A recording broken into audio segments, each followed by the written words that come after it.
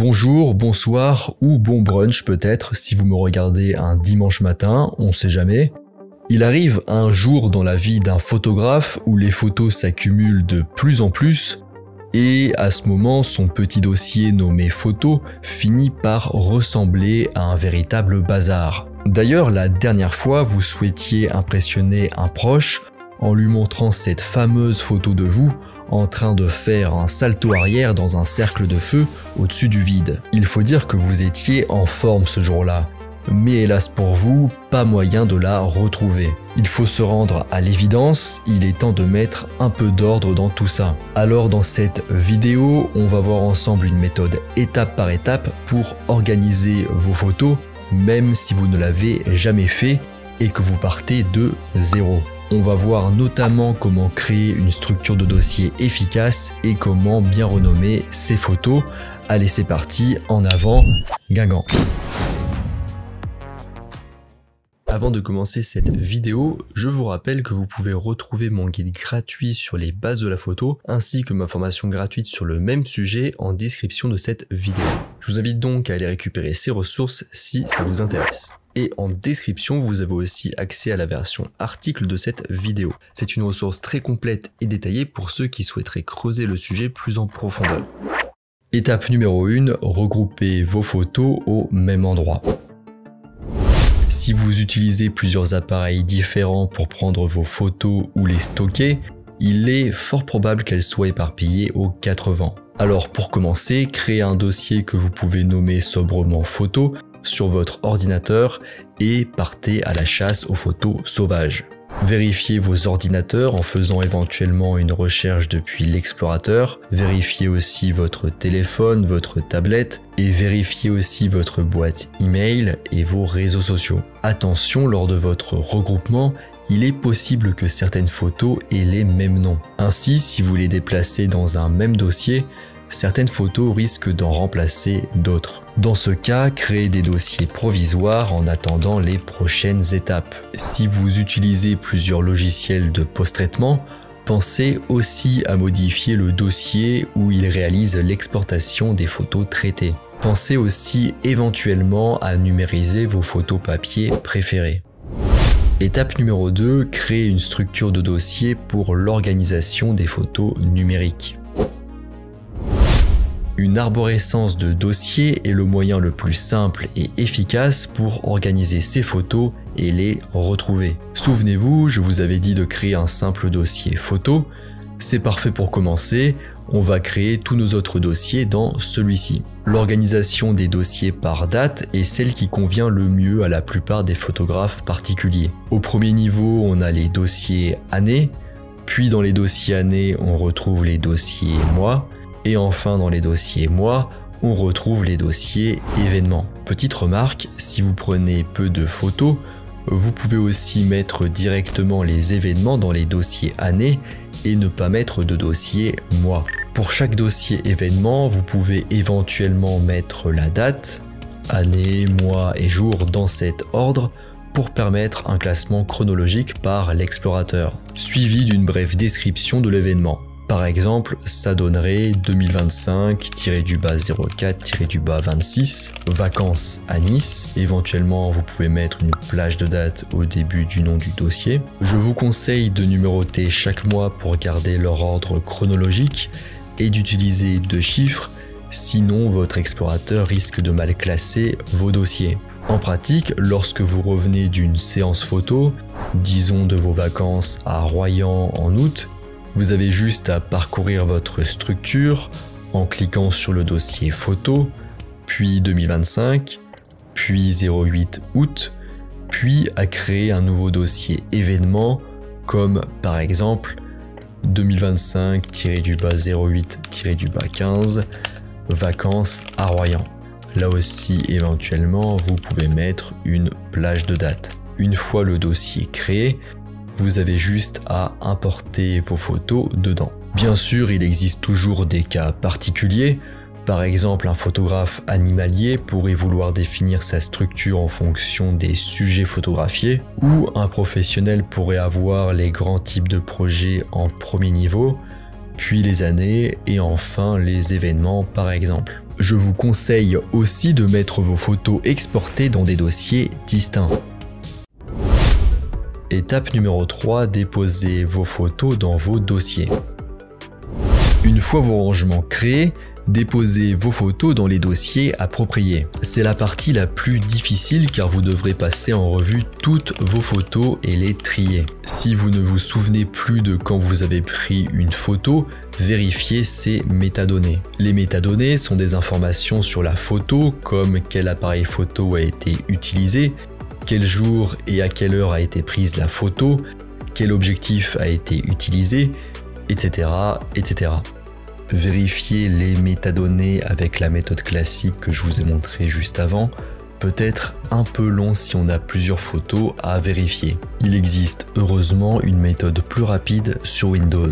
Mettez-vous en mode d'affichage détail en faisant un clic droit, pas sur un fichier mais à côté ou entre, puis cliquez sur affichage et enfin détail. Vous avez maintenant une colonne date affichée à côté de vos photos. Le problème, c'est que cette colonne affiche souvent par défaut la date de modification et non la date de prise de vue, ce qui nous intéresse dans notre cas. Pour afficher la date de prise de vue, faites un clic droit sur les en-têtes de colonne et cliquez sur prise de vue. La colonne affichée se base bien sur la métadonnée prise de vue.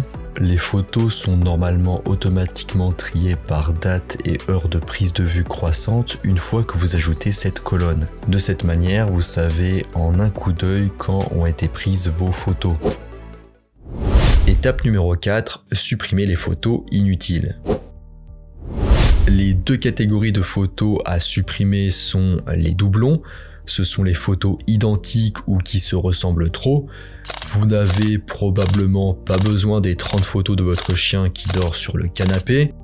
Et la deuxième catégorie de photos à supprimer, ce sont les photos ratées. Gardez uniquement vos meilleures photos ou celles pour lesquelles vous avez un attachement affectif particulier, qui ne sont pas forcément les plus réussies techniquement d'ailleurs. Supprimer vos photos vous permettra de libérer de l'espace de stockage et de faire des économies au passage, et aussi de retrouver celles qui restent plus facilement. Si vous prenez peu de photos, vous pouvez probablement parcourir les fichiers de votre ordinateur à l'aide du Finder de Mac ou de l'explorateur de Windows et supprimer les photos indésirables. En revanche, si vous avez un très grand nombre de photos, il existe aussi des logiciels conçus pour identifier les doublons automatiquement, comme VisiPix sur Windows ou Gemini 2 sur macOS. Il s'agit d'une étape sensible et effrayante, alors je vous conseille de toujours prévisualiser les photos avant suppression.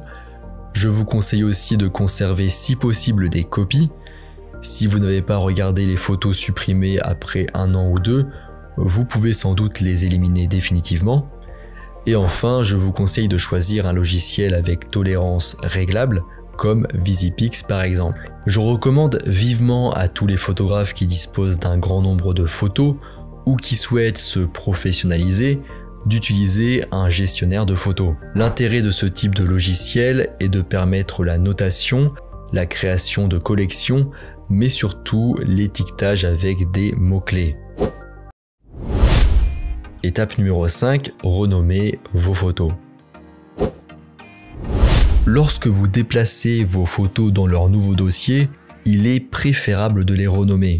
Ce n'est pas obligatoire, mais disons que c'est mieux. En effet, de cette manière, il sera plus facile de les localiser et de les identifier à l'avenir. La plupart des appareils photo nomment les photos qu'ils produisent avec une série de 3 lettres, suivie d'une série de chiffres, comme DSC-0429, ou encore IMG-0429. C'est une dénomination qui n'apporte rien, ou en tout cas pas grand chose. Pour maximiser la lisibilité d'un fichier photo, cantonnez-vous aux lettres, aux chiffres et aux tirés de la touche 6 ou 8, et aussi aux espaces qui fonctionnent tout à fait de nos jours. Voici une suggestion de dénomination pour le stockage de vos photos numériques. On va d'abord mettre la date avec l'année, le mois et le jour. Ensuite, on va mettre le nom de l'événement ou le nom du client si on est un professionnel. Ensuite, éventuellement, on peut mettre le nom de l'appareil photo, notamment si on utilise plusieurs appareils photo. Ensuite, on aura le numéro de séquence. Ensuite, on peut mettre éventuellement l'ancien nom de la photo. c'est optionnel. Et enfin, on retrouve l'extension de fichier qui normalement est automatique et vous n'avez donc pas à la rajouter. Par exemple, le nom d'une photo peut ressembler à 2021-05-25 vacances Nice -289 -img 1920.jpg. Donc ici on a la date, puis l'événement, puis le numéro de séquence, puis le nom de la photo à l'origine et enfin l'extension. En écrivant la date de cette manière, c'est comme pour vos dossiers, vos fichiers photos seront toujours classés par ordre chronologique dans l'explorateur de votre système d'exploitation. Pour renommer vos photos, allez dans l'un des dossiers contenant vos photos, triez vos images par date croissante, comme on l'a déjà paramétré dans l'étape précédente. Si elles ne sont pas triées cependant, cliquez 2 fois sur l'entête de la colonne prise de vue. Le nombre de clics peut varier en fonction du système d'exploitation sur lequel vous êtes. En tout cas, faites en sorte qu'elles soient triées par date et heure croissante. Sélectionnez les photos à renommer. Appuyez éventuellement sur les touches CTRL+A si vous souhaitez toutes les sélectionner. Cliquez ensuite avec le bouton droit de la souris sur la première photo et cliquez sur Renommer. Saisissez votre nom de fichier photo comme on l'a vu précédemment et appuyez sur Entrée.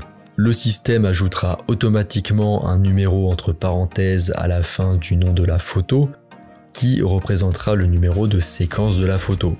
Donc avec cette méthode, c'est pas la peine de mettre le numéro de séquence dans le nom du fichier photo. Si vous faites une erreur, vous pouvez revenir en arrière en appuyant sur les touches CTRL+Z. La fonction de renommage des fichiers incluse dans les systèmes d'exploitation est pratique mais assez limitée. C'est pourquoi il existe de petits logiciels gratuits spécialement conçus pour renommer un grand nombre de fichiers photos, comme par exemple Bulk Rename Utility sur Windows ou NameChanger sur macOS. Certains de ces logiciels peuvent même détecter automatiquement la date de prise de vue de vos fichiers photos grâce à leurs métadonnées et les nommer automatiquement avec cette date. Vous avez aussi la fonction de renommage sur certains logiciels comme Adobe Bridge ou encore Adobe Lightroom. Étape 6, sauvegarder vos photos. L'organisation, c'est bien, mais si vous avez un mauvais système de sauvegarde et que tout disparaît en un claquement de doigts, ça ne sert pas à grand chose. Il est donc primordial de mettre en place un système de sauvegarde fiable sur lequel vous pouvez vous reposer en toute quiétude. Il existe moult méthodes possibles pour sauvegarder ces photos, mais l'une des plus sûres est sans doute le système 3-2-1 dont je parle dans cette vidéo que je vous mets en annotation ici en haut de la vidéo, d'un côté ou de l'autre je sais plus, et aussi en description.